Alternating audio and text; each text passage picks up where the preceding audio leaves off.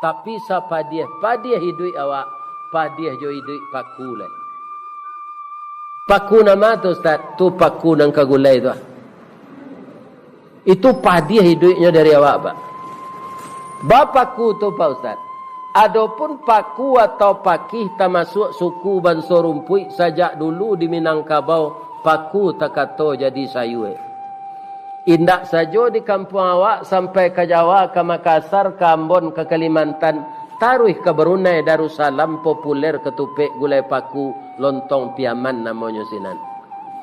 Paling lama dicampur jariang serak-serakkan udang bariang asamnya asam balimbiang bungo sambuang konconya mana.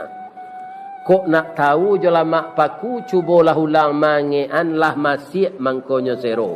Aturan pesisian dan pandai nanti.